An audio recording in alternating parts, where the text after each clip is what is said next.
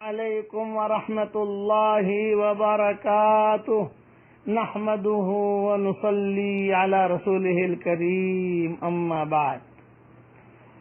یہ رمضان کے متعلق سبق ہے، بہت دھیان سے سنیے۔ حضور اکرم صلی اللہ علیہ وسلم کا ارشاد نقل کرتے ہیں حضرت عمر رضی اللہ تعالی عنہ کہ رمضان المبارک میں اللہ کو یاد کرنے والا شخص بخشایا ہے اور اللہ سے مانگنے والا نامراد نہیں رہتا۔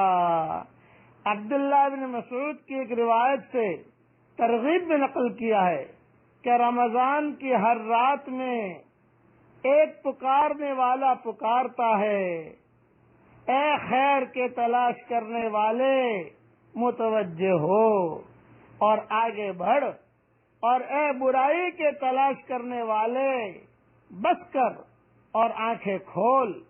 اس کے بعد وہ فرشتہ کہتا ہے، کوئی مغفرت کا چاہنے والا ہے کہ اس کی مغفرت کی جائے، کوئی توبہ کرنے والا ہے کہ اس کی توبہ قبول کی جائے، کوئی دعا کرنے والا ہے کہ اس کی دعا قبول کی جائے، کوئی مانگنے والا ہے کہ اس کا سوال پورا کیا جائے۔ اس سب کے بعد یہ امر بھی نہایت ہی ضرور اور قابل لحاظ ہے کہ دعا کے قبول ہونے کے لیے کچھ شرائط وارد ہوئی ہیں۔ وہ شرائط نہ ہونے سے بسا اوقات دعا قبول نہیں ہوتی۔ ان شرطوں میں سے ایک شرط یہ ہے کہ حرام غذا سے بچا جائے۔ حرام لقمہ پیٹ میں جاتا ہے، اس کی وجہ سے دعا قبول نہیں ہوتی۔ اس کا خاص خیال رکھیے کہ آپ کے پیٹ میں اور آپ کے بچوں کے جوڑوں میں، پیٹوں میں کون سا لقمہ جا رہا ہے۔ حرام غذا اگر جا رہی ہے دعا قبول نہیں ہوتی۔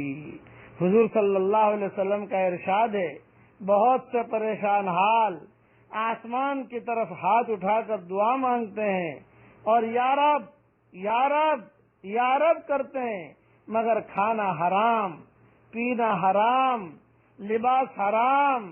ایسی حالت میں کہاں دعا قبول ہو سکتی ہے؟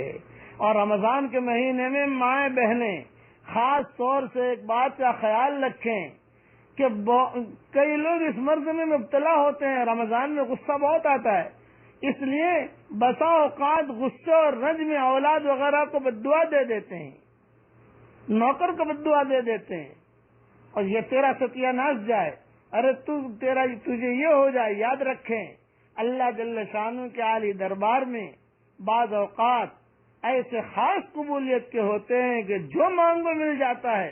یہ احمق غصے میں اول تو اولاد کو کوستی رہتی ہیں عورتیں، اور جب وہ مر جاتی ہیں یا کسی مصیبت میں مبتلا ہو جاتی ہیں تو پھر یہ خواتین روتی پھرتی ہیں، اس کا خیال بھی نہیں آتا کہ مصیبت خود ہی اپنی بددعا سے مانگی ہے۔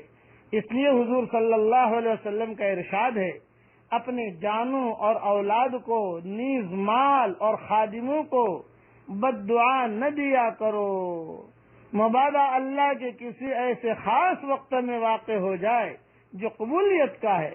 بالخصوص رمضان المبارک کا تمام مہینہ تو بہت ہی خاص وقت ہے، اس میں اہتمام سے بچنے کی کوشش بہت ضروری ہے۔ کوئی بچہ بہت پریشان کرتا ہے، کوئی بچی بہت پریشان کرتی ہے۔ رمضان میں غصہ ویسے بھی آ جاتا ہے آدمی کو، ظہر کی نماز کے بعد ذرا غصہ زیادہ آتا ہے، اس لیے اگر کچھ غصہ آئے تو یہ بات کہنی ہے، اتنا کہہ دے، عبد الرحمان اللہ تجھے ہدایت دے دے، اے میمونہ اللہ تجھے ہدایت دے دے، اے عائشہ اللہ تجھے صحیح سمجھ دے دے، اے فلاں اے عبداللہ اللہ تجھے ہدایت دے۔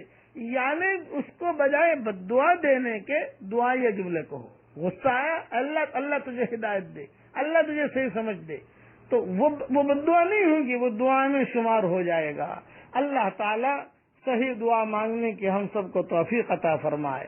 السلام علیکم ورحمۃ اللہ وبرکاتہ، وآخر دعوانا ان الحمد للہ رب العالمین۔